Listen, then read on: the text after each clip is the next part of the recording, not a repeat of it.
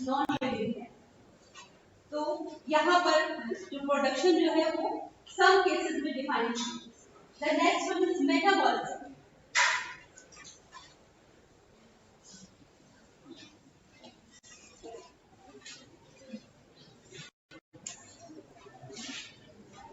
Metabolism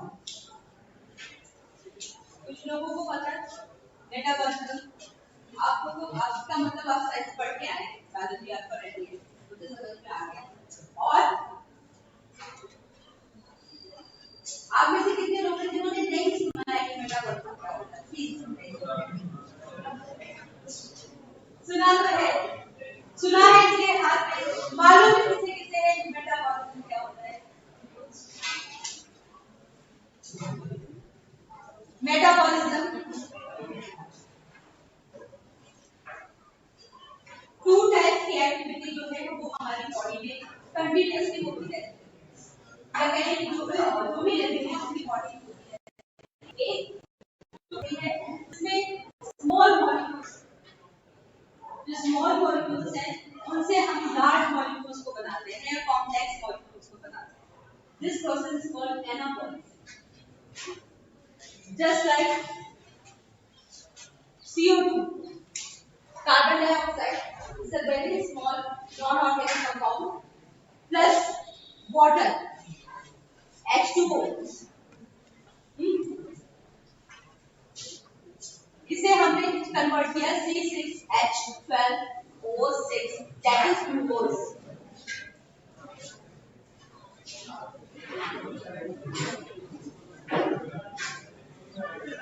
six carbon dioxide को हमने एक साथ जोड़ा और उसे क्या बनाया कि लार्ज मॉलिक्यूल बनाया that is glucose and glucose is a कार्बनिक कंपाउंड। तो यहाँ पे क्या है, हमने स्मॉल पार्टिकल से बिग पार्टिकल या स्मॉल मॉलिक्यूल से लार्ज मॉलिक्यूल बनाया। This process is called anabolic process. और ये क्या है आपका फोटोसिंथेसिस का बेस स्टेज है, जिसमें आपकी ऑक्सीजन जो है वो सब प्रोडक्ट के रूप में आपकी बाहर निकल जाती है। कैसे ऑक्सीजन इज ए सब product, the main product is glucose. So this process is called anabolic. Just इसके अगेंस्ट जब हम लार्ज मॉलिक्यूल्स ऑर्गेनिक मॉलिक्यूल्स को ब्रेक डाउन करते हैं, उनको ब्रेक करते हैं और उनसे छोटे मॉलिक्यूल्स बनाते हैं। जस्ट लाइक इसका अपोजिट रेस्पिरेशन में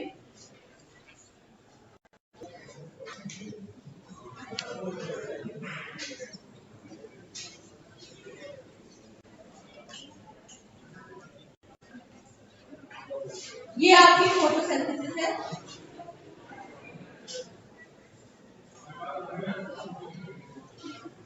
And this is a respiration.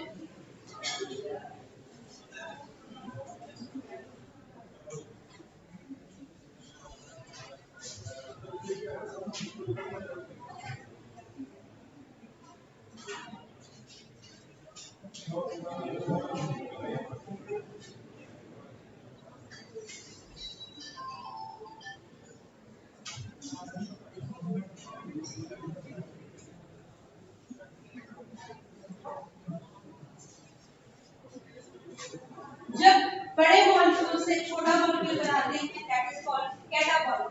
तो एनाबॉलिज्म और कैटाबॉलिज्म, मेटाबॉलिज्म में ये दोनों प्रोसेस साथ साथ होती रहती हैं और लिविंग सिस्टम में ये दोनों प्रोसेस एक साथ होती हैं। लैब में हम इन्हें वन स्टेप बाय स्टेप जो है हम उसे कर सकते हैं, बट एक साथ हम दोनों प्रोसेस को नहीं कंडक्ट करा सकते, लैब में नहीं कर सकते। लेकिन सेल के अंदर विद इन द सेल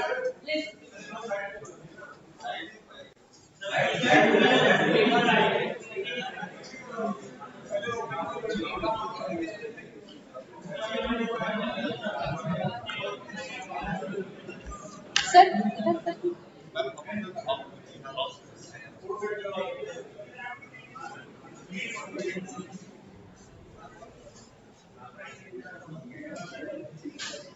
तो सेल के अंदर आपकी ये दोनों प्रोसेस एक साथ होती है। तो मेटाबॉलिज्म जो है कितना ही फीचर्स होता है for the living organism organism and as well as cellular organisation.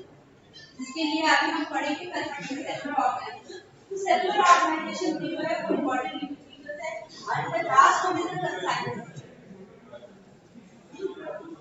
आप जो है यहाँ आए थे तो यहाँ बैठे, जैसे अभी आपके सामने कैमरा लगा है तो आपको प्रॉब्लम हो रही है। क्यों प्रॉब्लम हो रही है? क्योंकि आपको जो चीज देखनी है आप देख नहीं पा रहे।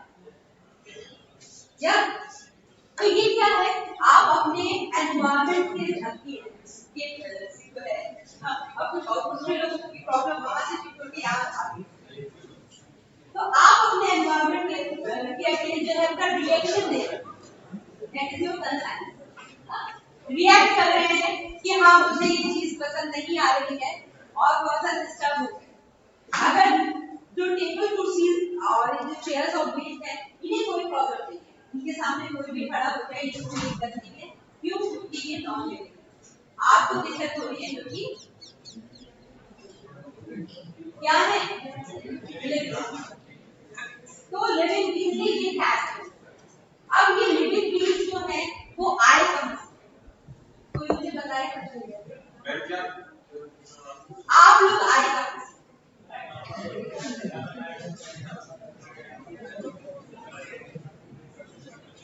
कहां से आए?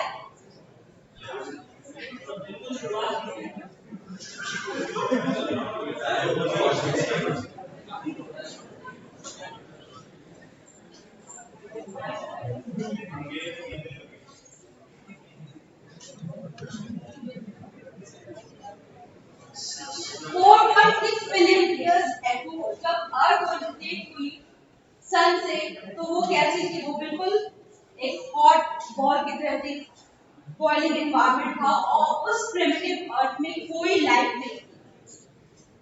There is no life at that time, क्योंकि जो बेसिक चीज है जो हम अभी कहते हैं, जैसे अभी हमने मेटाबॉलिज्म की बात की कि बिना मेटाबॉलिज्म के काम नहीं चल सकता, तो मेटाबॉलिज्म में हमने जब कैटाबॉलिज्म लिया को ले रहे थे तो उसमें क्या था? हमने ऑक्सीजन लिया। ऑक्सीजन जो है किसी भी चीज को जलाने का काम करती है, बिना फ्री ऑक्सीजन के हम किसी चीज को जला नहीं सकते। रिस्पिरेशन में हम ऑक्सीजन को इसीलिए लेते हैं क्योंकि हमें अपने जो ग्लूकोज का जो मॉलिक्यूल है उसको कंबस्ट करना, उसको जलाना होता है ताकि हम उससे एटीपी एनर्जी को ले सकें। तो प्रिमिटिव अर्थ में कोई फ्री ऑक्सीजन नहीं थी, तो लाइफ भी नहीं थी, ना ही एनवायरनमेंट ऐसा था कि वहां पे कोई भी लिविंग क्रीचर्स हो सके। उस समय के एनवायरनमेंट में कुछ गैसेस होती थी जैसे कि अमोनिया, मीथेन, हाइड्रोजन, केवल यही थी। इवन वाटर वेपर्स भी नहीं थे। वाटर वेपर्स तो कहते हैं कि जो कॉमेट्स जो है वो अर्थ पे जो गिरे तो उनकी वजह से जो वाटर जो है वो अर्थ पे आया। तो ये वाटर वेपर और वैल्केनिक एक्टिविटी सब चीजों के साथ जो है बहुत सारे रिएक्शन हुए और जैसा कि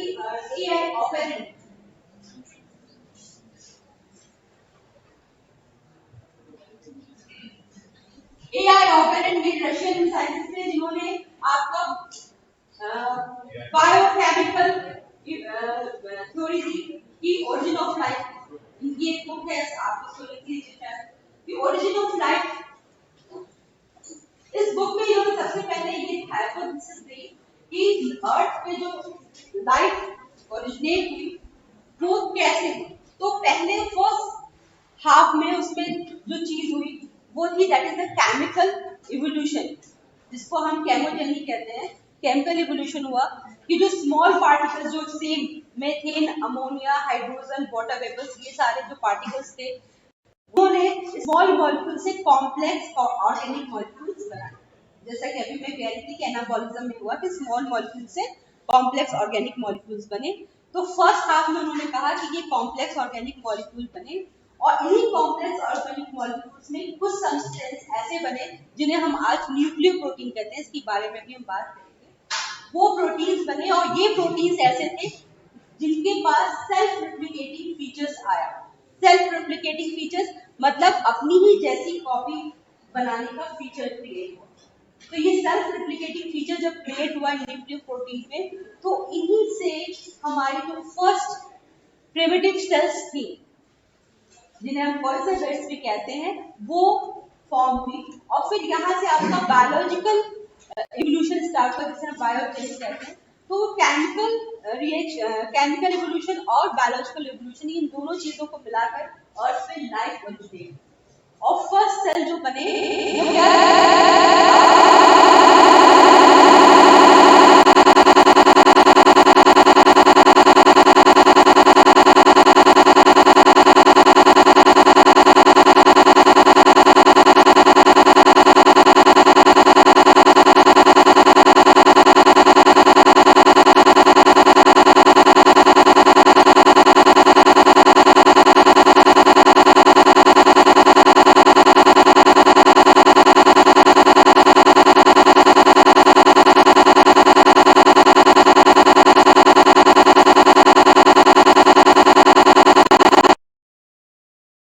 प्रोवाइडर था। पहले जो केमिकल्स थे जो अर्थ की सरफेस पे थे उनसे क्या हो गया, सन। और जब उन्होंने सोलर एनर्जी को यूज करना शुरू किया एज देयर एनर्जी सप्लायर, तो इन्हीं को हमने क्या कहा, फोटोसिंथेटिक ऑर्गेनिज्म। और जब फोटोसिंथेसिस स्टार्ट हुई तो जैसे अभी मैंने आपको रिएक्शन लिखा था कि फोटोसिंथेसिस के रिएक्शन में आपकी ऑक्सीजन जो है वो बाई प्रोडक्ट की तरह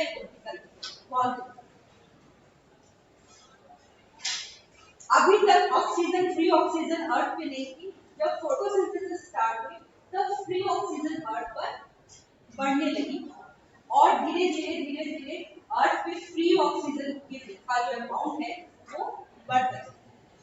लेकिन इस फ्री ऑक्सीजन को यूज करने वाले उतने लोग उस समय नहीं थे जितने अभी हैं। That is called carbon sink. जो ऑक्सीजन सिंक जो था वो उस समय था, ऑक्सीजन सिंक अभी। जब ऑक्सीजन बहुत ज्यादा हो गई तो उसका इफेक्ट ये हुआ कि जो वो ऑर्गेनिज्म जो पहले कीमोसिंथेटिक थे, मतलब जो केमिकल को यूज कर रहे थे, वो क्या हुआ कि वो ऑक्सीजन की टॉक्सिन क्योंकि ऑक्सीजन फ्री ऑक्सीजन होती है, जो ऑक्सीजन गैस होती है, अगर आपका अमाउंट से ज्यादा दे जाए तो आपके आप उसमें सर्वाइव नहीं कर पाएंगे। इसे हम कहते हैं ऑक्सीजन टॉक्सिसिटी। तो ऑक्सीजन टॉक्सिसिटी की वजह से जो पहले की जो ऑर्गेनिज्म, जो सेल्स थी, जो कीमोट्रॉप्स थी, जो केमिकल एनर्जी दे रही थी, वो सारी की सारी खत्म हो गई। और ये मास एक्सटेंशन हुआ और साथ ही साथ इनके मास एक्सटेंशन की वजह से एनवायरनमेंट जो है उसमें भी काफी चेंज आए और एनवायरनमेंट क्या हो गया, बिल्कुल ठंडा हो गया। क्योंकि ऑक्सीजन ज्यादा हो जाती है तो ऑक्सीजन ज्यादा हो जाती है तो वो क्या करती है, टेम्परेचर को कम कर देती है। तो इस तरह फर्स्ट आइस एज जो है अर्थ पे आई।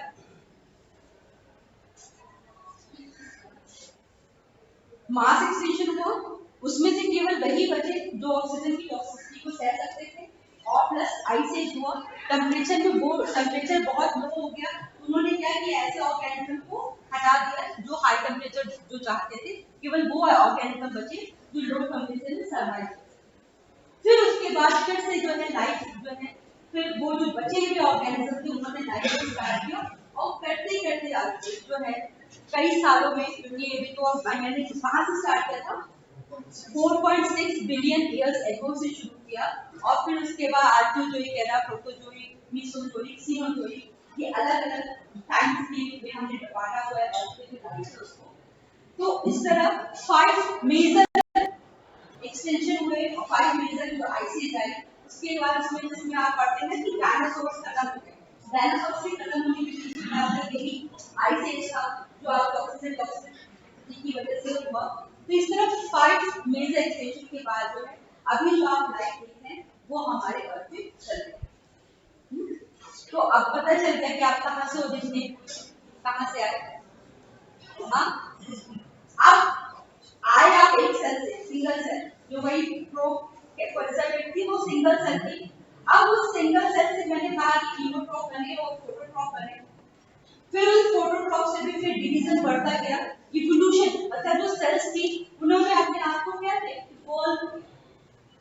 वो जैसे मैंने कहा ना कि मास एक्सटेंशन हुआ, एनवायरनमेंट चेंज हुआ, तो हर बार जब एनवायरनमेंट चेंज हुआ तो उन्होंने क्या किया, सेल्स ने अपने आप को अडैप्ट किया अपने एनवायरनमेंट के लिए, और एनवायरनमेंट के थ्रू जो एडैप्टेशन उनका बढ़ने लगा तो धीरे धीरे जो है स्पेशिएशन होने लगा। स्पेशिएशन मतलब ओरिजिन ऑफ स्पीशीज। अभी हमने जो ओपेरिन का नाम पढ़ा था, तो उन्होंने किसकी बात की थी? Origin of life. अब बात आई origin of species. Charles Darwin का नाम जो साइंस के उन्होंने सुना होगा, और मेरे ख्याल से बाकी लोगों ने भी सुना होगा कि चार्ल्स डार्विन की जो थ्योरी है उसे लगभग सब। तो चार्ल्स डार्विन जो थे उन्होंने सबसे पहले ये कॉन्सेप्ट किया कि ओरिजिन ऑफ स्पीशीज ये कैसे हुआ, क्योंकि इवोल्यूशन आप जो एनिमल जिस एनवायरनमेंट में रहे उसके अपने हैबिटेट के अकॉर्डिंग उन्होंने अपने आप को इवॉल्व किया, अपने आप को ज्यादा से ज्यादा एडेप्टिव बनाने के लिए उन्होंने अपने अंदर चेंजेस लाए। और चेंजेस की वजह से क्या हुआ कि इन चेंजेस की वजह से एक समय से कुछ समय के बाद वो अपनी जो आपकी ओरिजिनल स्पीशीज थी वो उससे बिल्कुल अलग हो गई। उनका बड़ा ही फेमस एक्सपेरिमेंट है गैलापागोस आइलैंड वाला, कि जहां पर उन्होंने बहुत सारे फिश बर्ड्स को देखा, पता चला कि अलग अलग हैबिटेट में रहने की वजह से ये बर्ड्स जो है वो बिल्कुल अलग अलग देखने में एक जैसे नहीं। और साथ ही साथ फिर बाद में जब कहते हैं कि आप एक दूसरे से अलग हो जाते हैं तो थोड़ा सा पता अच्छा ठीक है वो थोड़ा सा किनारे पर होता है, थोड़ा अलग पेड़ में बैठूंगा, आप अपने ग्रुप बना लेते हैं कि आप क्या बैठोगे, क्यों? तो इससे क्या होता है, आप दूसरी स्पीशीज है दूसरे ऑर्गेनिज्म से दूर हट जाते हैं और धीरे धीरे करते करते फिर जैसे वो आपने कितने लोगों ने एंगल बनाया, एंगल प्रोटेक्टर से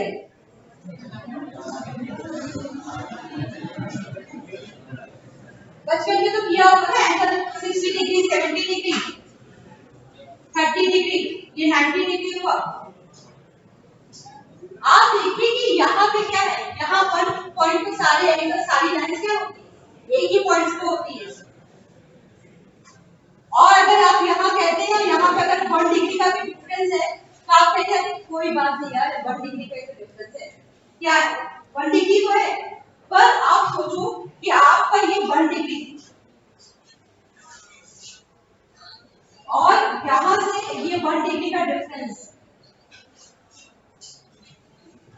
जैसे जैसे आप इस लाइन को बढ़ाते जाएंगे ये 1 डिग्री का ही डिफरेंस जो है वो बढ़ता चला जाएगा। और सेम यही चीज आपकी ऑर्गेनिज्म की जो स्पीशीज थी उनके इवोल्यूशन में हुआ।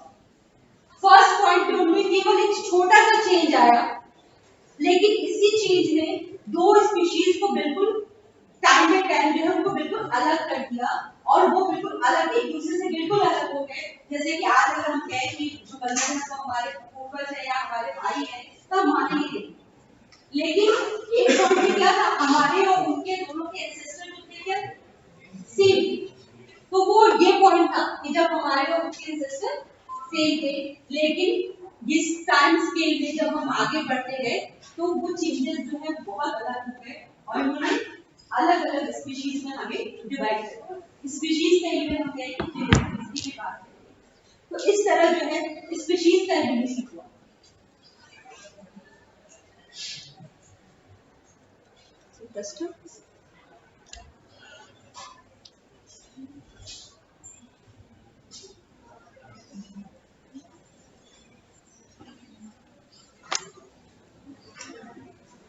एक रफ एस्टिमेट कहता है कि इस समय अर्थ पे कम से कम 1 मिलियन जो है उससे ज्यादा स्पीशीज जो है वो है, लेकिन जितनी स्पीशीज का हमने डॉक्यूमेंटेशन किया है वो ओनली 20 लाख अप्रॉक्सीमेटली जो है वो 20 लाख स्पीशीज को ही हम जानते हैं और उसके अलावा बाकी स्पीशीज को अभी तक नहीं जानते, उन्हें अभी तक हमने डिस्कवर ही नहीं कर पाए, खोज नहीं पाए हैं, तो डॉक्यूमेंटेशन तो दूर की बात है।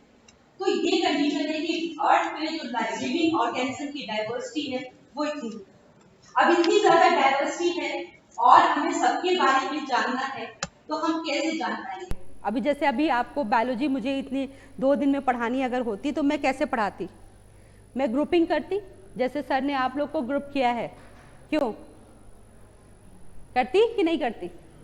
आपको ग्रुप किया कि आप इंग्लिश मीडियम के हैं या अंडर ग्रेजुएट्स हैं, पोस्ट ग्रेजुएट हैं, उसके अकॉर्डिंग ग्रुपिंग की। पहले एक बड़ा ग्रुप बनाया, फिर उस बड़े ग्रुप में आपने क्या कर लिया, अपने छोटे छोटे सब ग्रुप बना लिए। मैं लखनऊ से आ रहा हूँ मैं उन्नाव से आ रहा हूँ, मैं बाराबंकी से आ रहा हूँ, आपने अपने क्या किए, सब ग्रुप्स बनाए कि नहीं बनाए? जैसे आप अपने फ्रेंड के साथ बैठे हैं तो आपने क्या की, अपनी ग्रुपिंग की। तो एक बड़े ग्रुप में आपने सब ग्रुप बनाए। फिर अब वो बाराबंकी वाले जो हैं उसमें से भी कहेंगे अच्छा हम लोग सेम कॉलेज के हैं, वो उसमें भी एक सब ग्रुप बनाएंगे। धीरे धीरे आप क्या करेंगे, पहले आपने केवल एक कैरेक्टर ढूंढा, सिमिलर कैरेक्टर, कि आप सारे जो है पोस्ट ग्रेजुएट हैं या सपोज आप सभी को इंग्लिश मीडियम वाले हैं, तो आपने पहले एक सिमिलैरिटी ढूंढी, बाकी सारी डिससिमिलैरिटीज को हटा दिया। लेकिन जब आप एक सिमिलर कैरेक्टर मिल गया तो उस ग्रुप में आपने फिर और सिमिलैरिटीज को ढूंढना शुरू किया। तो धीरे धीरे क्या हुआ, आपका जो ग्रुप है वो उसमें जो सिमिलर फीचर्स हैं वो बढ़ते चले गए और डिससिमिलर फीचर्स जो हैं वो कम होते चले गए। तो आपका ग्रुप जो है उसमें सिमिलैरिटी इंक्रीज होने लगी और डिससिमिलैरिटी डिक्रीज होने लगी। ठीक इसी तरह हम ऑर्गेनिजम्स में भी इसी तरह ग्रुपिंग करते हैं। पहले तो हम केवल एक या दो फीचर्स के अकॉर्डिंग जो है हम ग्रुप्स को बनाते हैं, तो वो बड़ा लार्ज ग्रुप होता है। फिर सिमिलर फीचर्स और डिससिमिलर फीचर्स के अकॉर्डिंग हम उसकी सब ग्रुपिंग करते जाते हैं और करते करते लास्ट में जो हमें यूनिट मिलती है वो उनमें सिमिलैरिटी बहुत ज़्यादा होती है और सिमिलैरिटी इतनी ज़्यादा होती है कि वो इंटरब्रीडिंग कर सकते हैं। इंटरब्रीडिंग मतलब ब्रीडिंग करने के बाद वो बच्चे पैदा कर सकते हैं। जो डिससिमिलर ग्रुप्स होते हैं उनमें इंटरब्रीडिंग बहुत मुश्किल, नेचुरल प्रोसेस में बहुत मुश्किल होती है, या अगर हम अभी भी अगर ऐसे करते हैं तो आर्टिफिशियली भी करते हैं तो वो सरवाइव नहीं करते हैं। बहुत कम ऐसे इंटरब्रीड से, जैसे अभी म्यूल का मैंने नाम लिया, कि वो सरवाइव कर जाते हैं, लेकिन वो क्या होते हैं, वो स्टेराइल होते हैं, फिर वो ब्रीड नहीं कर पाते। तो ऐसे इंटरब्रीड्स हमें नहीं मतलब काम के नहीं आते, जिसे हम साइंस में नहीं मानते कि साइंटिफिकली ये है कि हाँ वो एक स्पीशीज़ हैं। ठीक है, वो हमने उनको इंटरब्रीड से बना लिया, बट वो स्पीशीज़ के लेवल पे हम नहीं रख सकते। क्यों? क्योंकि वो दोबारा वो रिप्रोडक्शन नहीं करते। तो इंटरब्रीडिंग, जिसमें रिप्रोडक्शन हो और इंटरब्रीडिंग हो, ऐसे ग्रुप को हम क्या कहते हैं, स्पीशीज़ कहते हैं। सभी ह्यूमन बींग्स हैं, हम क्या हैं, वन स्पीशीज़ हैं। हमारा जो नाम है, अभी अब साइंटिफिक नाम की भी बात करेंगे, तो हमारा एक ही है, क्योंकि हम क्या है, सेम स्पीशीज़ हैं, चाहे वो अमेरिकन हो या इंडियन हो। तो इंटरब्रीडिंग हमारे में हो सकती है, पॉसिबल है। तो ये जो हायरार्की होती, जो स्टेप बाय स्टेप जो मैं ग्रुपिंग की बात कर रही थी, इस स्टेप बाय स्टेप ग्रुपिंग को हम टैक्सोनॉमिकल हायरार्की कहते हैं। और इस तरह ऑर्गेनिजम्स को आइडेंटिफाई करना, उनको कैरेक्टराइज करना, उनको एक नाम देना स्पेसिफिक, और उसके बाद क्लासीफाई करना, इस साइंस को हम टैक्सोनॉमी कहते हैं। That is taxonomy. और जो हायरार्की है उसको अगर हम देखें तो वो इस तरह होती है, लाइक ए ट्राइंगल।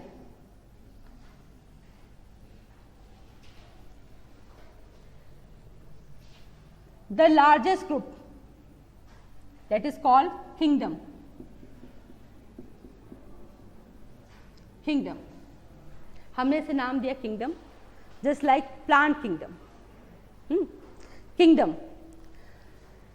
केवल एक फीचर्स, कुछ फीचर्स जो हैं सिमिलर होते हैं, बाकी सारे डिससिमिलर होते हैं। मतलब यहाँ पे नंबर ऑफ ऑर्गेनिज्म जो हैं वो ज़्यादा होते हैं और नंबर ऑफ सिमिलैरिटीज क्या होती हैं, कम होती हैं। जैसे जैसे नीचे आते जाते हैं हमारे नंबर ऑफ इंडिविजुअल जो है देखिए कम होते जा रहे हैं, नंबर ऑफ इंडिविजुअल कम होते जा रहे हैं, बट इनमें जो लेवल ऑफ सिमिलैरिटी लेवल जो है वो इंक्रीज होगा। Other one is phylum, next one class, order,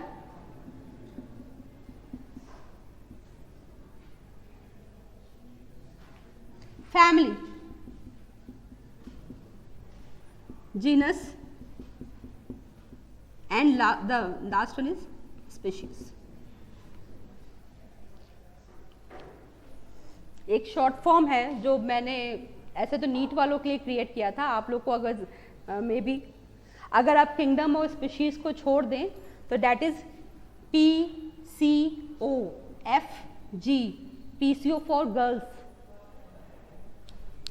लड़कियों के लिए पीसीओ तो अब यूज़ नहीं करते, पहले ज़माने में हम पीसीओ यूज़ किया करते थे। PCO फॉर गर्ल्स, ऊपर किंगडम और नीचे स्पीशीज, बीच का order, phylum, class, order, family, genus.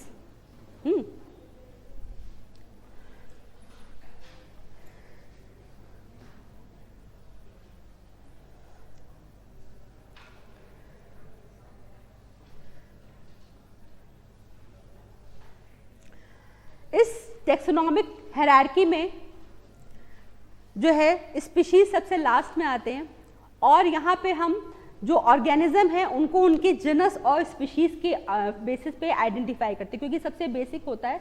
तो इंडिविजुअल को आइडेंटिफाई करने के लिए हम उसके जीनस और स्पीशीज को देखते हैं।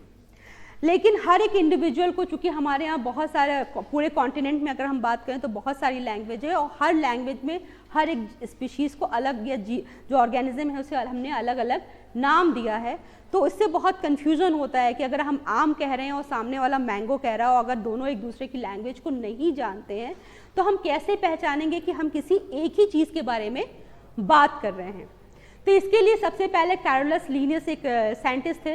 ही introduce the binomial nomenclature, that is giving a scientific name to each and every, और वो साइंटिफिक नेम जो यूनिवर्सली एक्सेप्टेड हो,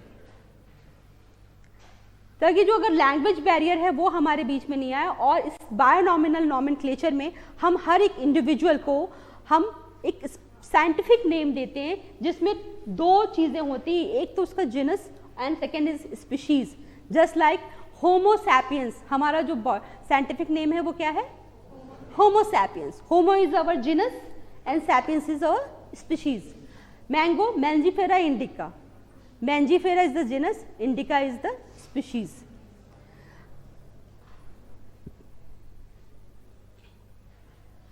तो that is the scientific name.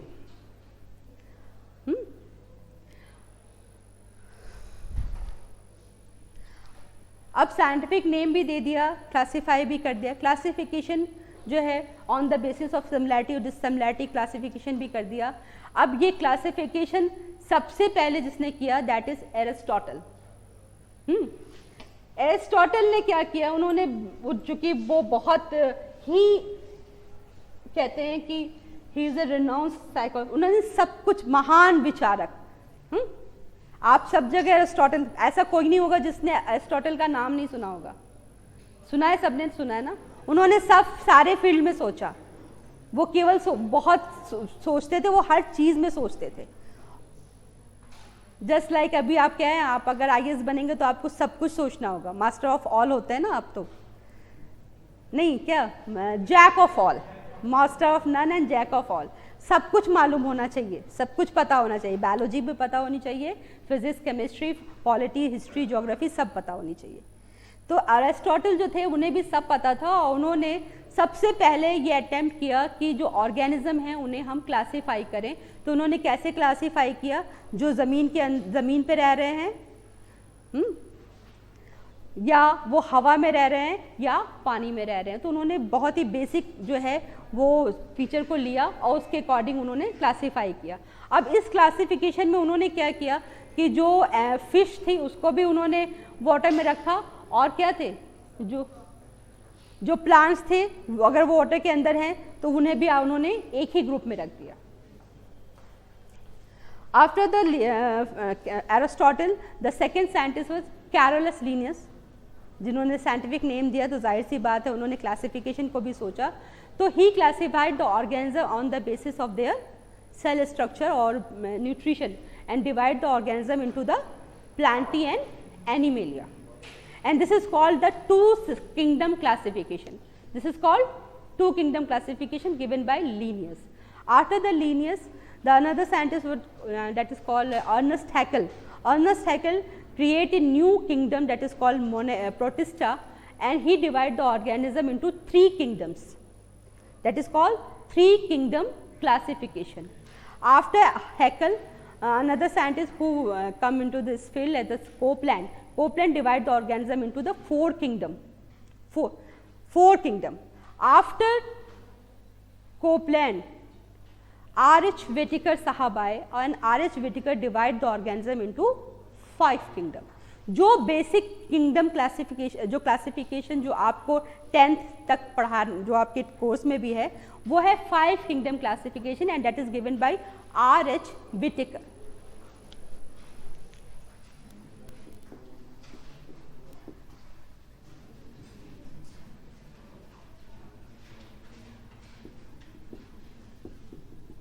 R.H. Whittaker, 5 kingdom classification.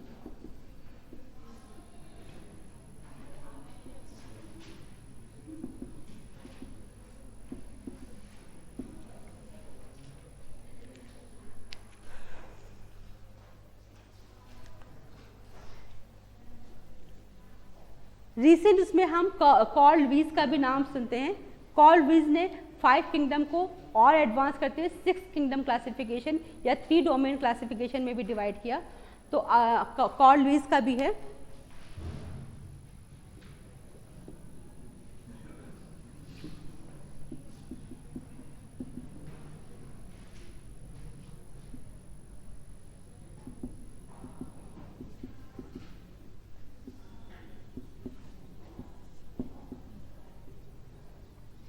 Three domain classification.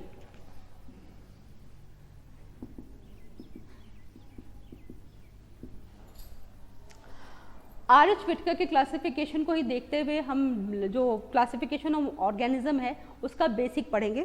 तो इससे स्टार्ट करते हैं। 5 kingdom.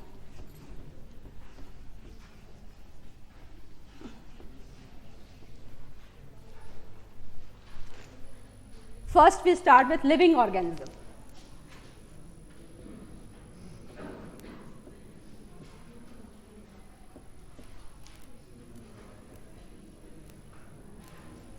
Living organism, सबसे पहले हम लिविंग ऑर्गेनिज्म को लेते हैं, मतलब जो लिविंग है उसे हमने लिया। उन्हें हम डिवाइड करेंगे सबसे पहले on the basis of there nucleus. Nucleus का होना जो है सबसे बेसिक कैरेक्टर होता है जब हम ऑर्गेनिजम्स को डिवाइड करते हैं, क्लासीफाई करना जब शुरू करते हैं। न्यूक्लियस होना मीन्स इससे एडवांस फीचर, और न्यूक्लियस का ना होना इससे प्रिमिटिव फीचर्स। तो इसके अकॉर्डिंग जब हम डिवाइड करते हैं लिविंग ऑर्गेनिज्म को, तो हम कहते हैं they are prokaryotes, means they do not have a proper nucleus.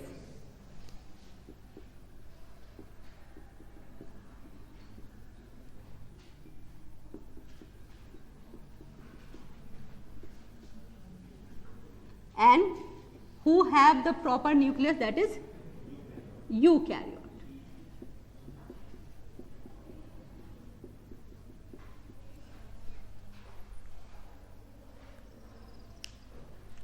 जो सेल है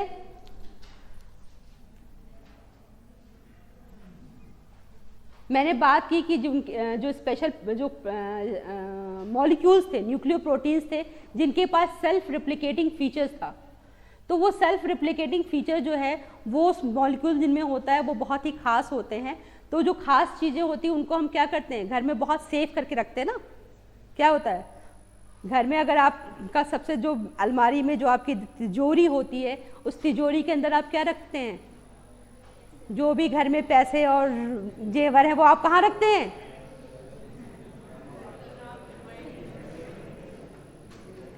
जो भी आपके पास, इवन अगर आप अभी पर्स लेके आए होंगे और आपके पास अगर जो है 10,000 या समथिंग अगर कुछ ऐसी चीज होगी तो आपसे बहुत ही सेफली आपने उसे रखा होगा।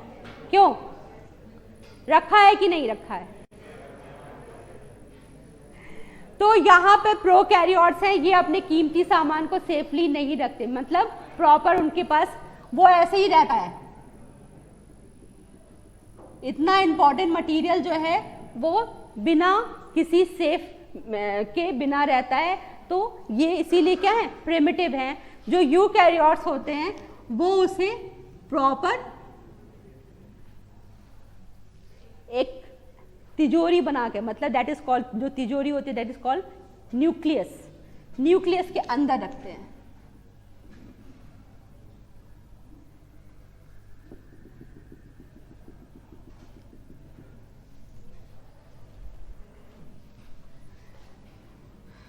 R.H. R.H. Whittaker ने उन सारे ऑर्गेनिज्म जो प्रोकैरियोट्स थे, they put them into Monera.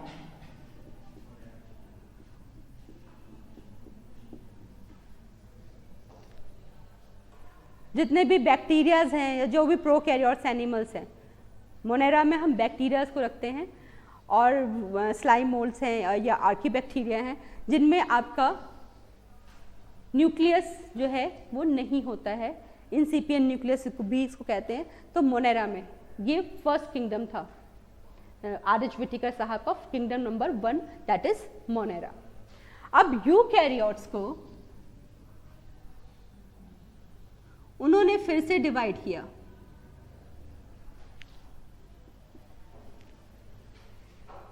Number of cells in each organism, number of cell.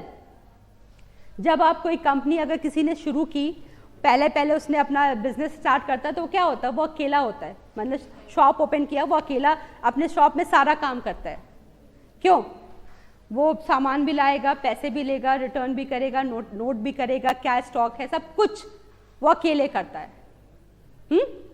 लेकिन जब बिजनेस बढ़ने लगता है तब क्या करता है, क्या करता है? वो अपने हेल्पर्स रखता है, सबको काम डिवाइड करता है कि भाई तुम ये करो, तुम स्टॉक को देखो, तुम काउंटर पर मैं बैठूंगा, और तुम जो है एक जो है सामान लेना है, दिख देना। तो वो क्या करता है, डिवीजन ऑफ लेबर क्रिएट करता है, उस अलग अलग को हेल्पर्स को रखता है और उनको क्या करता है, काम बांट देता है। सेम चीज जो है यहाँ पे भी ऑर्गेनिजम्स में भी होती है। जब शुरू के जो ऑर्गेनिज्म थे तो वो अपना सारा काम खुद कर लिया करते थे, मींस वो यूनिसेलुलर, दे आर यूनिसेलुलर। हाँ, नंबर ऑफ सेल के according.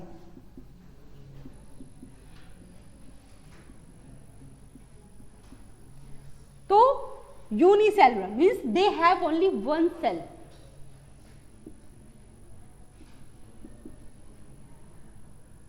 Unicellular.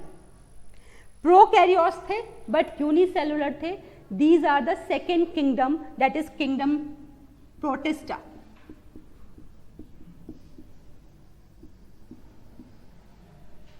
Unicellular eukaryotes organism, they are put into the Protista, जैसे कि आपके प्रोटोजोन्स, अमीबा या chrysophyte, desmid, diatoms, they all are the prokaryote unicellular, so they are put into the protista।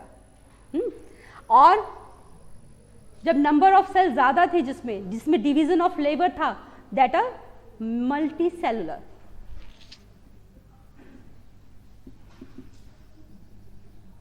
Multicellular मतलब बहुत सारी sales थी और हर cell का काम जो है डिवाइड किया हुआ था, तो दे आर मल्टीसेलुलर। अब इस मल्टीसेलुलर में भी फिर उन्होंने क्या किया,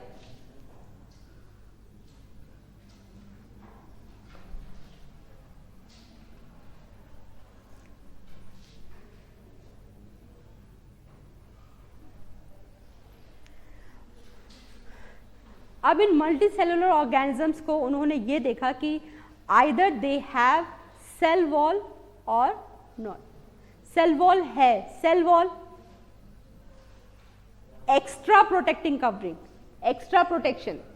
मतलब अभी तक तो हमने यहाँ पे तो आपने तिजोरी में अपना सब सामान रख दिया, लेकिन जब क्या होता है, तिजोरी तो आपने बना ली, घर बना लिया, फिर सोचते हैं कि अब जैसे देखा है ना कि बड़े बड़े इंस्टीट्यूट में फिर बाहर क्या होती है, बाउंड्री वॉल भी अच्छी अच्छी होती है, ऊंची ऊंची बाउंड्री। जैसे अभी हम लोग आ रहे थे तो लखनऊ यूनिवर्सिटी में कितनी सारी बाउंड्री वॉल हमें मिली, यहाँ इवन ONGC कैंपस की भी बाउंड्री वॉल अच्छी खासी है। तो एक क्या है, ये एक्स्ट्रा प्रोटेक्शन है। तो ये एक्स्ट्रा प्रोटेक्शन हमें मिल रहा है सेल वॉल से। किससे? सेल वॉल से। अभी इसके बारे में बात करेंगे। तो एब्सेंस ऑफ सेल वॉल या presence of cell wall according to cell wall, मतलब जो ये सेल है इसके चारों तरफ एक्स्ट्रा प्रोटेक्शन, और यहां तो न्यूक्लियस है ही हमारा अंदर। अब सेल वॉल जिसमें नहीं है उनको बता, no cell wall. Yes, the kingdom is Animalia.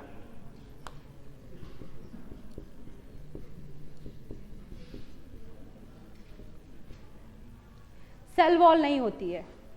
क्यों नहीं सेल वॉल होती है एनिमल्स में?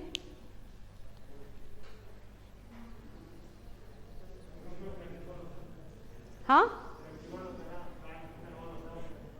फ्लेक्सिबल होता है. और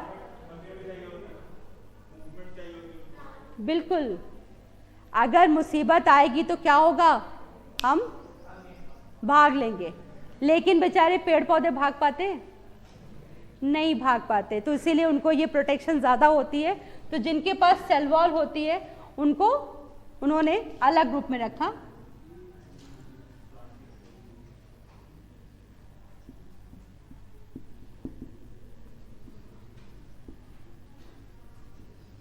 हैविंग सेल वॉल.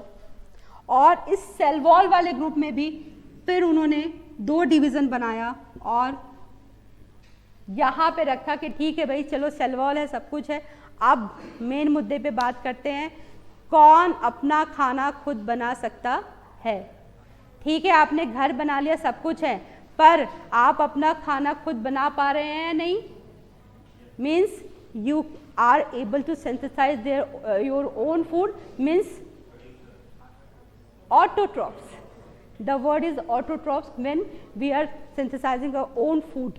अब ये नहीं कि आप घर में चाय बना लेते तो you are a autotroph. Okay, चाय बना लेते हैं आप, ऑटोट्रॉप नहीं है, क्योंकि वो चाय का, आपका चाय की पत्ती और बाकी सब चीज़ें कहाँ से आ रही हैं? प्लांट से आ रही हैं, अल्टीमेटली प्लांट से आ रही हैं. तो they are producer, they are autotroph. और जो दूसरा ग्रुप था जो अपना ऑटोट्रॉप नहीं था, मीन्स हेट्रोट्रॉप. तो that is heterotroph. Cell wall थी but they are heterotroph. Means the fourth group is fungi. Fungi and having cell wall and autotroph. This is the characteristic features of kingdom Plantae.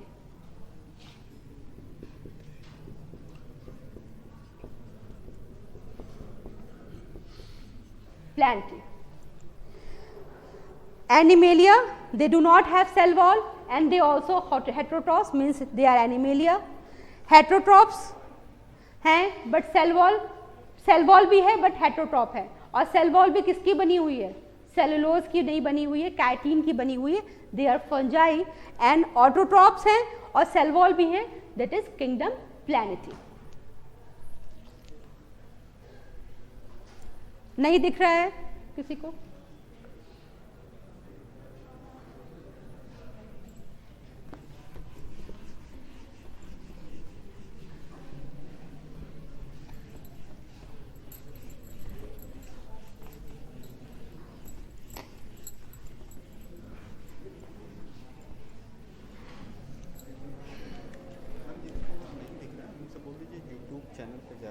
बाद में देख सकते हैं. Okay sir, okay sir.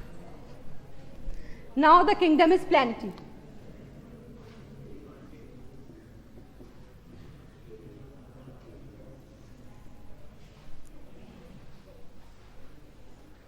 अभी किसी ने क्या बोला? Plantae, Plantae.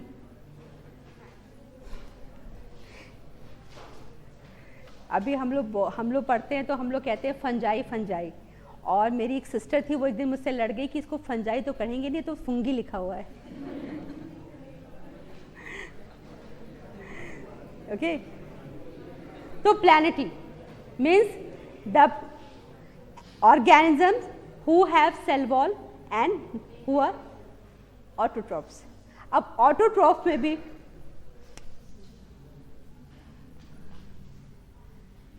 देखिए, हम सिमिलर क्या है, हमने पहले एक सिमिलर कैरेक्टर ढूंढा था. अब उस सिमिलर कैरेक्टर में हम क्या कर रहे हैं? अब डिसिमिलर चीजों को हटाते जा रहे हैं और ज्यादा से ज्यादा सिमिलर चीजों को एक साथ लाते जा रहे हैं. प्लैनेटी, but their cell body is not differentiated into the leaf, stem and roots. Undifferentiated cell body अगर उनके पास है, means that is undifferentiated cell body is called as thalloid. So means they are thallophyta.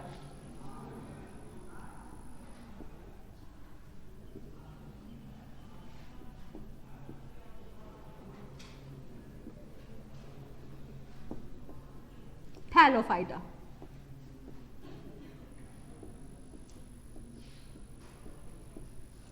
Algae. The chief producer on this earth is algae. Algae को हम क्या करते हैं, रखते हैं थैलोफाइटा में, because their body is thalloid, undifferentiated cell body. And who have the differentiated cell body means their body is differentiated into leaf, stem and root. They are put into the,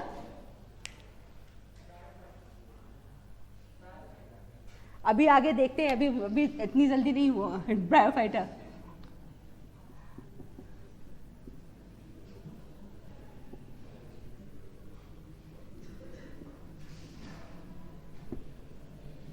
Again the differentiation is started here.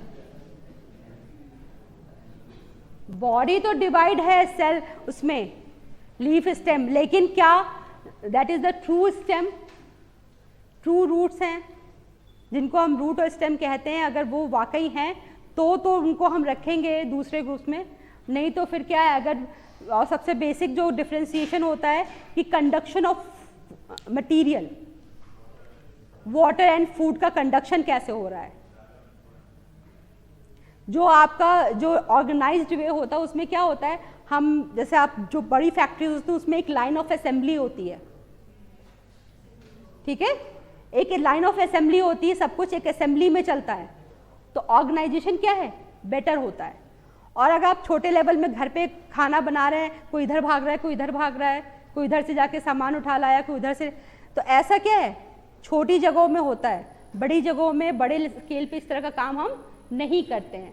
तो जो bryophyta हैं वो छोटे scale पे, मतलब body differentiated होती है पर उतनी ज़्यादा हाईली डिफरेंशिएटेड नहीं होती है कि जिसमें conduction of water and food के लिए प्रॉपर सेल्स हो या प्रॉपर सिस्टम हो.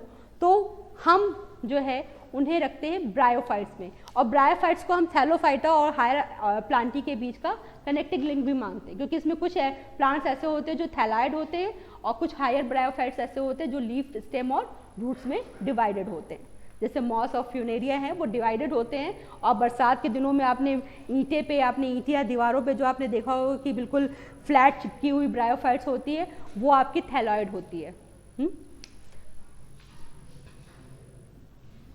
Basis of conduction tissue. Conduct.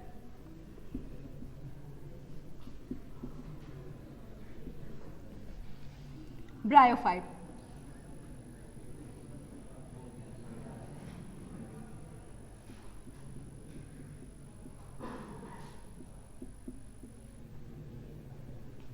Bryophyte.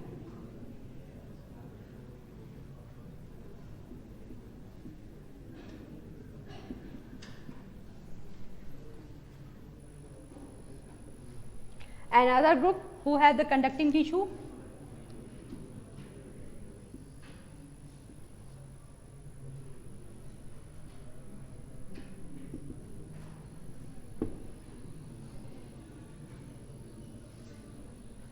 they are again divided into two groups.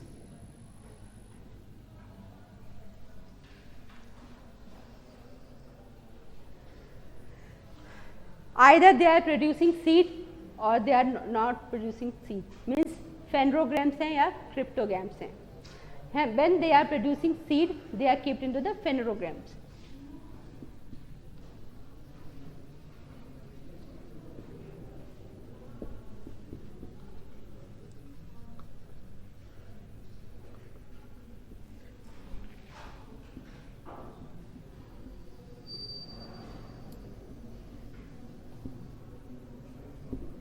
That is pteridophytes.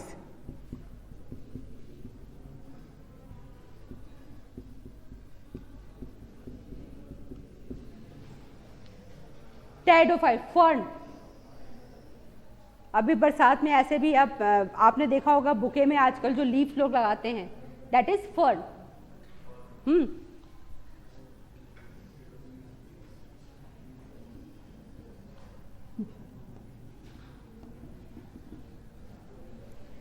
आप घर में भी अगर लगाएंगे या ऐसे आप भी कभी देखेंगे, आप फर्न लगाएंगे, आप कहेंगे इसमें फूल तो आता नहीं है, लेकिन आप देखिए कि अगर आपने घर में अपने फर्न लगाया, कुछ दिनों के बाद आपके अगर आसपास में मिट्टी अगर है तो जहाँ जहाँ थोड़ी सी भी मिट्टी होगी वहाँ से फर्न का एक नया प्लांट आपका निकल जाएगा। तो बिना फ्लावर दिखे या प्रॉपर सीड आपको दिखे, ये जो है प्रोपोगेट करते हैं क्योंकि उनके पास स्पोर्स होते हैं, और ये इनको हम कहते हैं टेरिडोफाइट्स। अब फेनरोगेम्स,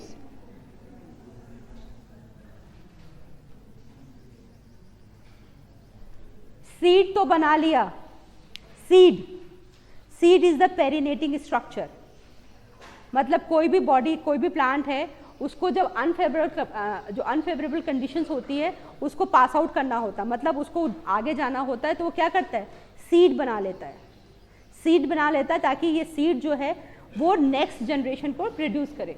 अगर बाय चांस अगर मुझे कुछ हो जाता है, या मतलब जो प्लांट्स है, तो हम क्या करते हैं, किसी भी जो भी स्पीशीज है वो अपनी नेक्स्ट जनरेशन को लाने के लिए क्या करती है, रिप्रोडक्शन करती है। और अगर आप रिप्रोडक्शन में देखेंगे कि जो लोअर ऑर्गेनिज्म है वो उनमें रिप्रोडक्शन जो है, और जो हायर ऑर्गेनिज्म है उनके रिप्रोडक्शन में भी काफ़ी फ़र्क होता है। अभी हम इसको अब एनिमेलिया में बात करेंगे। तो रिप्रोडक्शन में जब हम सीड बनाते हैं पर सीड को प्रोटेक्टिव कवरिंग नहीं देते, तो क्या है, वो आपका नेकेड सीड है, और नेकेड सीड आपके होते हैं जिम्नोस्पर्म।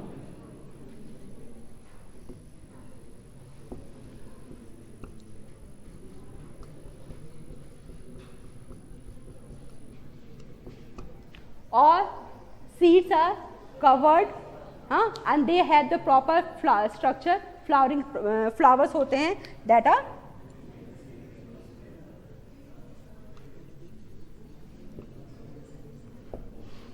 angiosperm।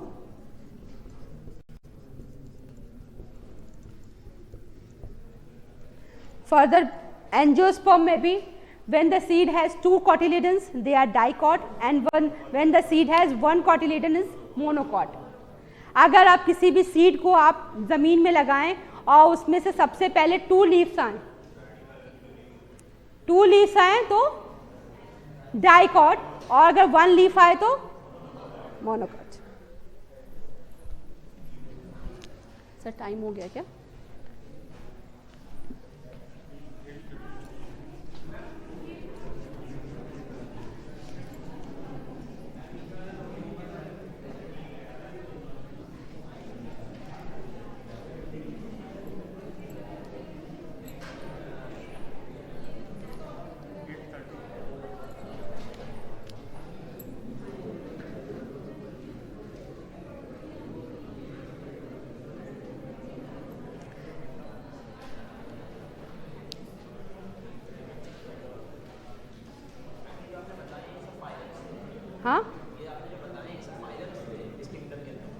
हाँ, फाइलम नहीं दिया, किंगडम, फाइलम, या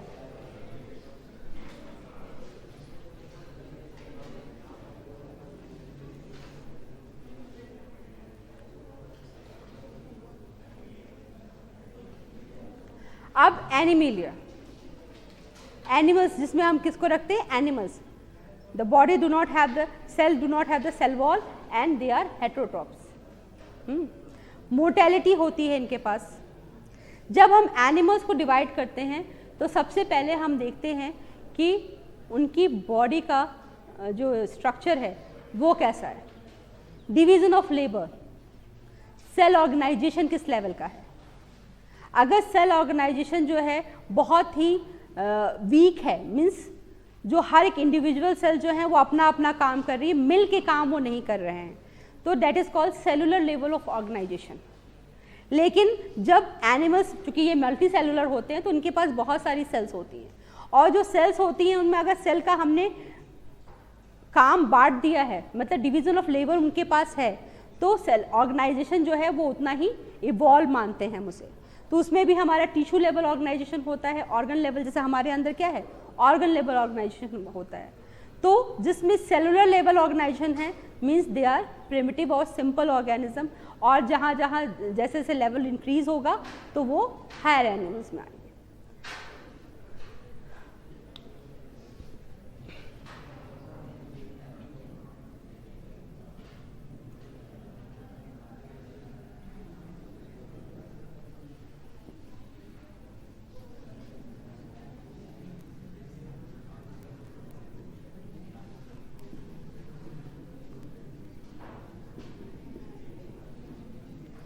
एनिमल्स में जो फर्स्ट फाइलम जो होता है दैट इज पॉरीफेरा, जहां पे सेलुलर ऑर्गेनाइजेशन आता है, फाइलम पॉरीफेरा।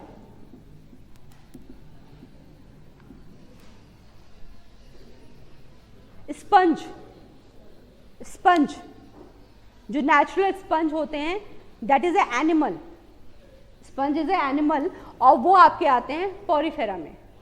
अभी तो जो आता है हम सिंथेटिक स्पंज को देखते हैं, लेकिन जो नेचुरल स्पंज होता है वो मेंबर पॉरीफेरा का मेंबर होता है, और इनमें सेलुलर लेवल ऑर्गेनाइजेशन होता है। बॉडी जो है बहुत ज़्यादा इवॉल्व नहीं होती है, एक कैनाल सिस्टम होता है, खाना पानी जो है पानी के रास्ते खाना एक तरफ से आएगा, वो कैनाल के थ्रू दूसरी तरफ से निकल जाएगा, उसमें जो सेल्स होती हैं वो अपने खाने को पकड़ लेती हैं। तो दैट इज पॉरीफेरा। अब टिश्यू लेवल ऑर्गेनाइजेशन जब होता है, टिश्यू लेवल या organ level,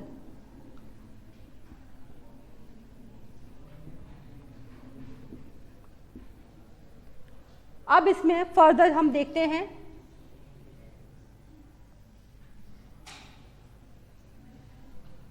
symmetry. Symmetry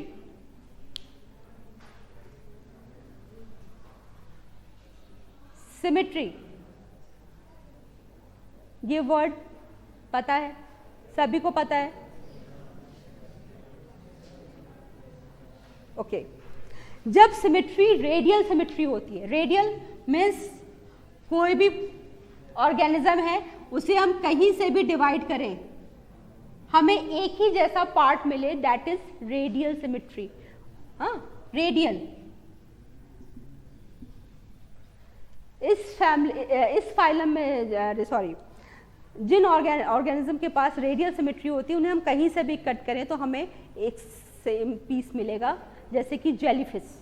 jellyfish आपने उसमें देखा होगा, टीवी में देखा होगा, तो उनके पास क्या होता है, रेडियल सिमेट्री होती है। और अगर हम किसी ऑर्गेनिज्म को कट करें और दो इक्वल पार्ट्स मिले, इक्वल, एक लेफ्ट पार्ट एक राइट पार्ट, तो उसे हम कहते हैं बाइलेटरल सिमेट्री।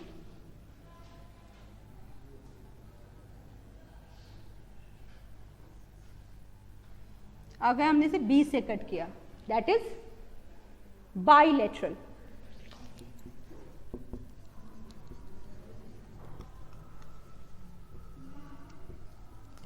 Bilateral symmetry. अब रेडियल सिमेट्री जिन ऑर्गेनिज्म में होती है, आप प्लीज परेशान मत होइए, आपको सर ने कहा है कि आपको दिख जाएगा यूट्यूब पे, बाद में आप देख लीजिए। रेडियल सिमेट्री जिनमें होती है उसमें हमारे फर्दर जो है आपके तीन फाइलम्स आते हैं, phylum coelenterata, phylum coelenterata, phylum platyhelminthes that is called Nematoda,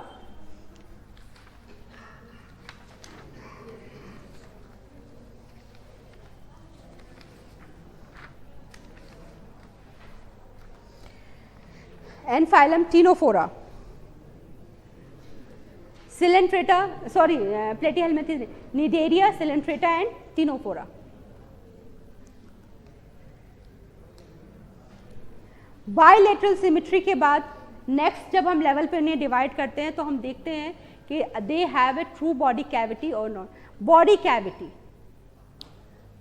body cavity जिसे हम गट भी कहते हैं। गट मतलब हम यहाँ से जब हम खाना खा रहे होते हैं, माउथ से अपने जब हम खाने को लेते हैं तो खाना जो है एक प्रॉपर पाइपलाइन में चलता है और उसी में डाइजेस्ट होता है और फिर एनस के रास्ते जो है वो जो अनडाइजेस्टेड फूड है निकाल दिया जाता है। तो यहाँ पे क्या है, खाना हमारी पूरी बॉडी में ऐसे फैल नहीं रहा है, वो एक चैनल में चल रहा है।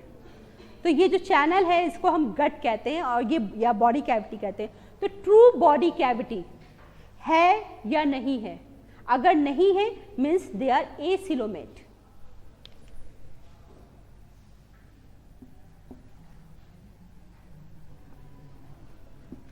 बॉडी कैविटी है बट ट्रू बॉडी कैविटी नहीं है, मीन्स फॉल्स उसमें पार्टीशन है, दैट इज सीडोसिलोमेट।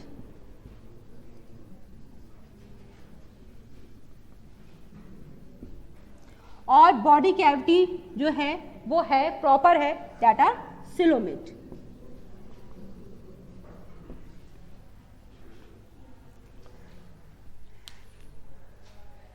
एसिलोमेट में हम रखते हैं प्लेटीहेलमिन्थीज।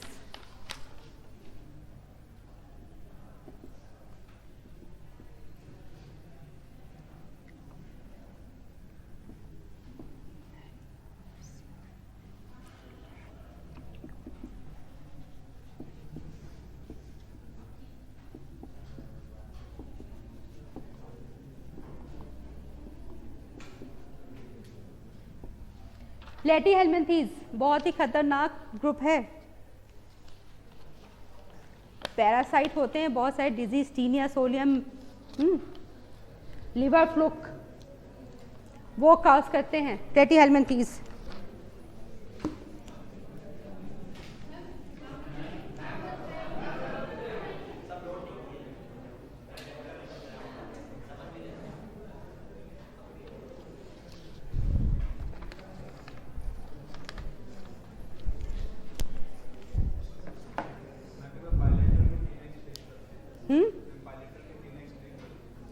बायोलेटरल में एसिलोमेट, हाँ अभी उसको करेंगे, उसी के लिए तो रब कर रही थी।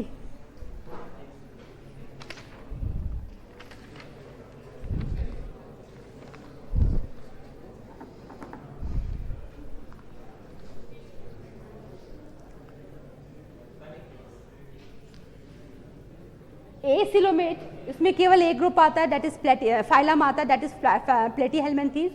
सीरोसिलोमेट में आपके निमेटोड्स या एस्केहेल्मिन्थीज, हुकवर्म, बच्चों के पेट में कीड़े हो जाते हैं ना, that is hookworm.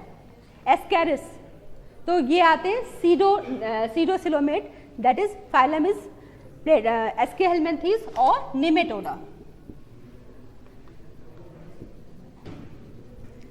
The member is ascaris, hookworm. अब कर दूं,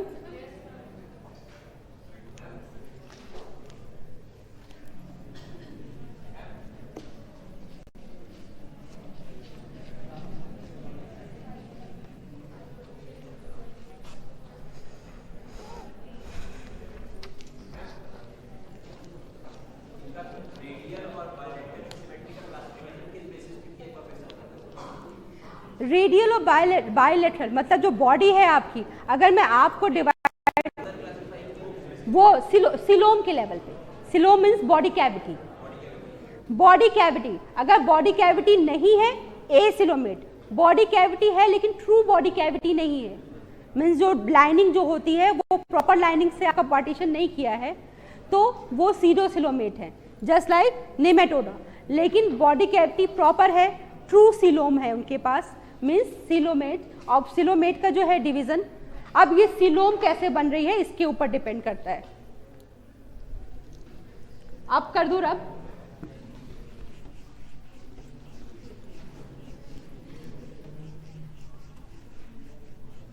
ये बिल्कुल ऐसे ही है जैसे आपकी ये क्लास है। अभी अगर ये बहुत बड़ा हॉल होता हो, अगर इसमें हम जो फॉल्स पार्टीशंस के साथ पार्टीशन कर देते तो वो क्या होता, वो फॉल्स पार्टीशन होता। अभी क्या है कि दीवार बना दी गई है, तो आपका क्या है, आपका इस क्लास और ये क्लास आपकी अलग अलग हो गई है, तो ये क्या है, ये प्रॉपर क्लास है। अगर यहाँ पे से पार्टीशन होता तो मतलब ये पूरा हॉल एक ही होता, बस उसमें हमने फास्ट पार्टीशन डाल दिया होता, तो वो क्या है, सीडोसिलोमेट। अब सिलोमेट मतलब ये जो दीवार है, ट्रू सिलोम है, वो कैसे बन रही है, उसकी ओरिजिन कैसे हो रही है, इसके अकॉर्डिंग फिर हम इस एनिमेलिया को डिवाइड करते हैं। तो इसमें आपका आता है कि अगर जो ये पार्टीशन है या बॉडी कैविटी है, अगर वो मेसोडर्म्स की जो है वो कुछ सेल्स से बन रही है।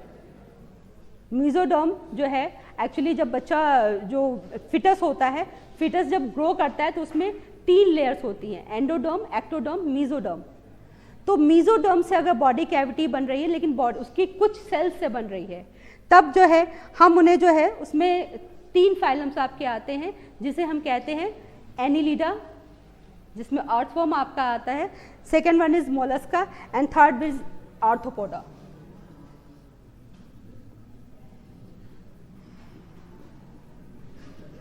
Annelida, the second one is mollusk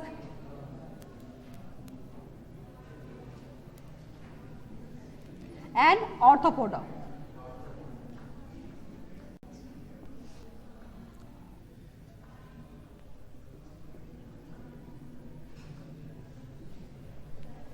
Annelida earthworm है आपका, नेरिस है, दे आर एनिलीड्स। बॉडी जो है सेगमेंटेड होती है, सेगमेंटेड मतलब हमें उसमें आपको लाइंस दिखाई देंगे कि बॉडी बटी हुई है। पार्टीशंस होता है, सेगमेंटेशन होता है। मोलस्क जो है वो बहुत ही सॉफ्ट एनिमल्स होते हैं, सेगमेंटेशन बहुत ज़्यादा नहीं दिखता, बट हाँ कुछ लेवल्स जो है आपके रिस्पिरेशन और इस एक्सक्रीशन ये स्टार्ट हो जाता है। आर्थ्रोपोडा में बॉडी जो है अच्छी से जो है अच्छे से सेगमेंटेड होती है। अच्छे से सेगमेंटेड आपने चींटे देखे होंगे, या मच्छर तो आपने देखा है, या मकड़ियाँ हैं, उनके अपेंडिजेस मतलब उनके पैर भी सेगमेंटेड होते हैं। सेगमेंटेशन का लेवल क्या है, पैर में भी सेगमेंटेशन होता है, बॉडी पार्ट्स में भी सेगमेंटेशन होता है, इवन जो उनके एंटीनाज होते हैं उसमें भी सेगमेंटेड पार्ट होते हैं। आइज जो है, आंखें जो हैं वो भी कंपाउंड होती है, मीन्स उसमें भी लेंस, कई सारे लेंस होते हैं, मतलब वहाँ भी सेगमेंटेशन होता है। तो ऑर्थोपोडा बहुत ही इंपॉर्टेंट ग्रुप है, क्योंकि सबसे ज़्यादा एनिमल्स किस ग्रुप में पाए जाते हैं, ऑर्थोपोडा। नंबर ऑफ एनिमल जो है पूरे एनिमेलिया में अगर किसी ग्रुप में सबसे ज़्यादा हैं तो वो हैं ऑर्थोपोडा। नेक्स्ट जो है, अगर बॉडी कैविटी जो है वो सीलोम से बन रही है, जो पाउचेस मेसोडर्म में बनते हैं, उन पाउचेस से जो है आपकी बॉडी कैविटी बनती है, तब हम उन ऑर्गेनिजम्स को हम डिवाइड करते हैं कि नोटोकॉर्ड, और जिनके पास नोटोकॉर्ड होती है उसमें, और जिनके पास नोटोकॉर्ड नहीं होती है, नोटोकॉर्ड के बेसिस पे। अगर नोटोकॉर्ड नहीं है, नोटोकॉर्ड नहीं है या बहुत ही जो है बहुत इनिशियल लेवल पे है, तब उसे हम रखते हैं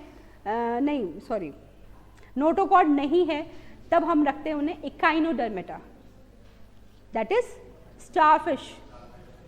स्टारफिश उनकी बॉडी पे कैल्शियम कार्बोनेट के डिपोजिशंस होते हैं, उन पे सेल होता है, और इकाइनोडर्मेटा नाम ही है, इकाइनो का मतलब होता है कांटे, और डर्मेटा मतलब स्किन, जिनकी स्किन पे क्या हो, कांटे, इकाइनोडर्मेटा। तो उनमें नोटोकॉर्ड नहीं होती। अब जिनमें नोटोकॉर्ड होती है, अब उनको हम फर्दर डिवाइड करते हैं कि नोटोकॉर्ड पूरी लाइफ साइकिल में कब है। अगर लाइफ साइकिल में बिल्कुल लार्वल मतलब बिल्कुल इनिशियल लेवल में जब वो ऑर्गेनिज्म होता है उस समय बस नोटोकॉर्ड रहे, और बाद में फिर नोटोकॉर्ड खत्म हो जाए, तब जो है आपका अगर इनिशियल लेवल पे है तो that they are Protochordata.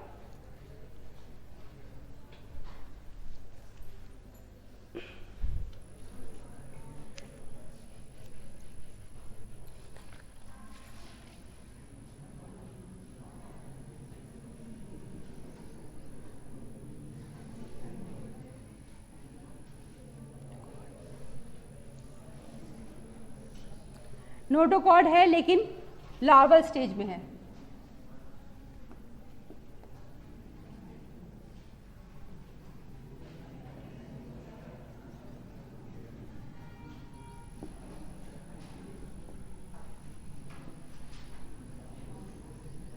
Protochordata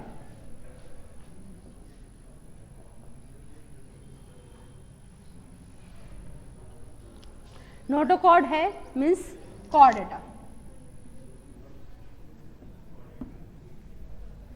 Chordata. हाँ,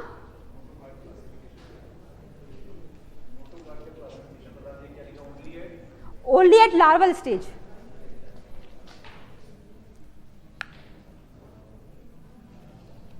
प्रोटोकॉर्डेटा। और यही नोटोकॉर्ड आपकी वर्टिब्री कॉलम में, जो आपकी रीढ़ की हड्डी जैसे है, अगर वर्टिब्री में आपकी चेंज हो जाती है तो they are called vertebrae. Larva stage देखिए, लार्वा जो है आपका, जो ऑर्गेनिज्म जब होता है तो उसमें आप जब इनिशियल एग से जो फिटस जो बाहर आता है तो उस समय उसका जो स्ट्रक्चर होता है वो आपके एडल्ट से बिल्कुल मैच नहीं करता, या कभी कभी एडल्ट से मैच करता है। जैसे ह्यूमन बीइंग में जो बच्चा होता है वो आपके एडल्ट ह्यूमन बीइंग की जैसा ही दिखने में होता है, तो जो तुरंत बाहर आता है दैट इज लार्वा। और अगर वो लार्वा जो है वो मेटामॉर्फोज होकर जो है वो एडल्ट बनाता है। तो लार्वा स्टेज, लार्वा जो होते हैं वो अपने एडल्ट की तरह बिल्कुल दिखते नहीं हैं, वो उनसे थोड़े से अलग दिखते हैं, और ये उसमें बाद में फर्दर जो है वो मेटामॉर्फोसिस होती है, तो अब वो फिर एडल्ट में चेंज होते हैं। वर्टिब्री और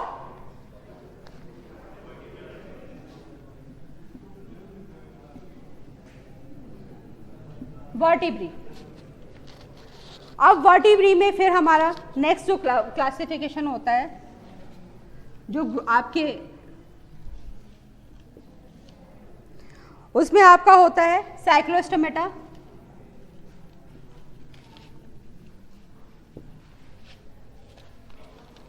वर्टिब्री होती है, और माउथ जो है आपका साइक्लो मीन्स गोल, माउथ आपका कैसा है, गोल है बिल्कुल, तो साइक्लोस्टोमेटा। स्केलेटन, आपकी बॉडी ऊपर से क्या है, स्केल से कवर है, स्केल मतलब जो है आपके ऊपर स्केल बने हुए हैं, बॉडी उनसे कवर है, और आप गिल्स के थ्रू जो है रिस्पिरेशन कर रहे हैं, that is species.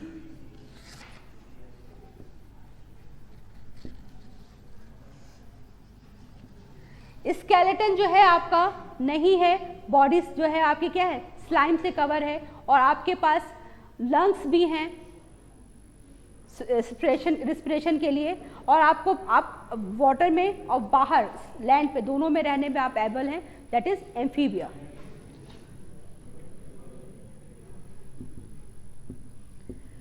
Frog, exoskeleton आपका फिर से जो है आपके स्केल से कवर है, लेकिन आपकी बॉडी के अंदर जो है,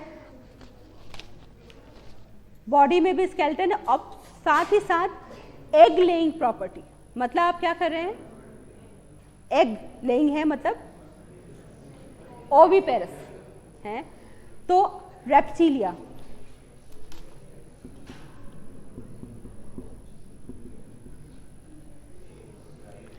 बॉडी आपकी स्केल के बजाय फेदर से कवर है, पंखों से कवर की हुई है, और एग लेइंग प्रॉपर्टी आपके पास भी है, और साथ ही साथ फ्लाइंग प्रॉपर्टी है।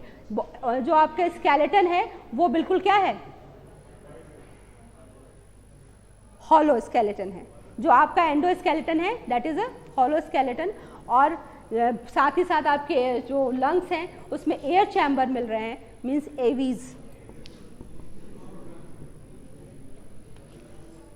एंड द लास्ट वन, जब बॉडी कैविटी किससे बॉडी कैविटी करें, बॉडी जो है एक्सोस्केलेटन जो है आपका हेयर से कवर हो, बालों से कवर हो, और एग लेइंग प्रॉपर्टी ना होकर एडल्ट्स या सॉरी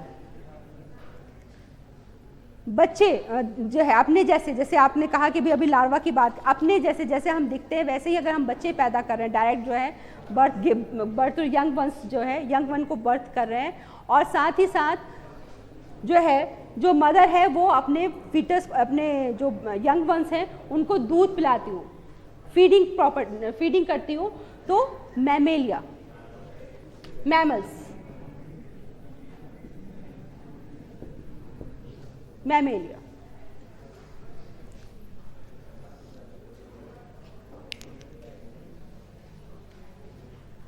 मैमेलिया में भी आपके 3 अदर फर्दर ग्रुप्स होते हैं, प्रोटोथीरिया, यूथीरिया एंड मेटाथीरिया, क्योंकि इसलिए थोड़ा सा लास्ट तक लाना है क्योंकि हम अभी अपने तक नहीं पहुंचे हैं।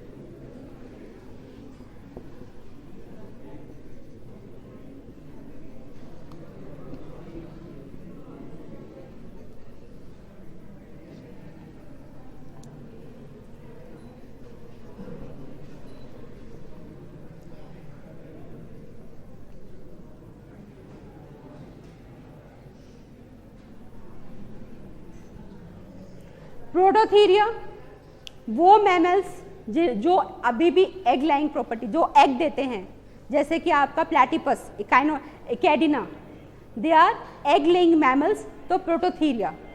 Eutheria the mammals who have pouch, pouch होता है उनके पास, जिसमें जो बच्चा होता है वो इमैच्योर फॉर्म में पैदा होता है, और उसकी फर्दर मैच्योरिटी जो है वो मदर के पाउच में होती है, that is called marsupials, kangaroo, Eutheria. और मेटाथीरिया जिसमें हम सारे के सारे, जिसमें हम लोग आते हैं, दैट इज मेटाथीरिया, कि वो वेल डेवलप्ड बेबी को जो है जन्म देते हैं, तो वो क्या है,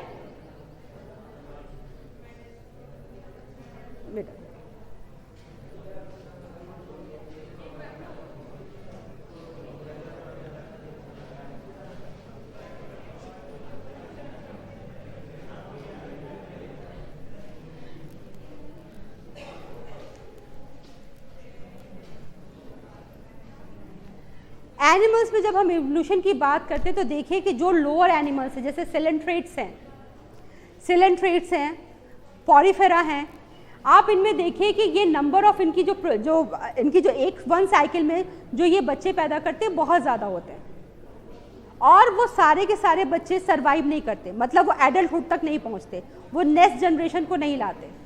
तो वहाँ पे वेस्टेज ऑफ जो प्रोजेनी होती है वो बहुत ज़्यादा होती है। लेकिन जैसे जैसे एनिमल्स एडवांस होते जाते हैं वो क्या करते हैं, वो बच्चे कम पैदा करते हैं, उनकी ज़्यादा प्रोटेक्शन करते हैं, उनकी देखभाल करते हैं, और फिर उनको सर्वाइवल लेवल तक ले जाते हैं जहाँ पे वो नेक्स्ट प्रोजेनी को ला सकें। तो ये आपको दिखाई देगा कि जहाँ हम सिलेंट्रेटर से शुरू करते हैं तो वहाँ पर आपका जो है उनकी रिप्रोडक्शन रेट ज़्यादा है लेकिन सर्वाइवल रेट कम है। हम मैमल्स में आते हैं, रिप्रोडक्शन रेट हमारी कम हो जाती है और सर्वाइवल रेट बढ़ जाती है। जैसे आप देखिए कि जो इवन गैस्टेशन पीरियड जिसमें जो है आपका जो फिटस है वो डेवलप होता है, तो ह्यूमन बीइंग में ये आपकी क्या होती है 280 डेज होती है, 9 महीने होती है। लेकिन अगर आप एलिफेंट में देखिए तो उनके यहाँ ये लगभग 1.5 साल की होती है। गेस्टेशन पीरियड बढ़ जाता है क्योंकि क्या है वो ये नहीं है कि वो बहुत ज़्यादा बच्चे नहीं पैदा करते, एक ही बच्चा पैदा करेंगे, लेकिन जो बच्चा है वो प्रॉपर वेल डेवलप्ड। और तो ये क्या, ये लेवल है, मतलब उसमें डेवलप जितनी देर बच्चा गेस्टेशन पीरियड में रह रहा है मीन्स उसका डेवलपमेंट उतने ही प्रॉपर तरीके से हो रहा है।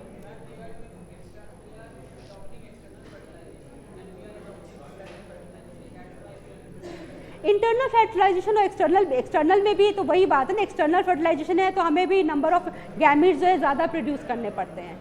तो ये क्या है, हम वेस्टेज ज़्यादा कर रहे हैं, हम अपने बॉडी मास को क्या कर रहे हैं, सिर्फ रिप्रोडक्शन में लगा रहे हैं, बॉडी मास को दूसरी जगह यूज़ नहीं कर रहे हैं। इसीलिए क्या है, हम जो सेल्फ कंसाइंस है या जो है वो उनके पास नहीं है, वो हमारे पास है, क्योंकि हम अपने बॉडी मास का बहुत सारा हिस्सा जो है रिप्रोडक्शन में नहीं लगा रहे हैं, हमें बस जितना चाहिए उतना हम यूज़ कर रहे हैं।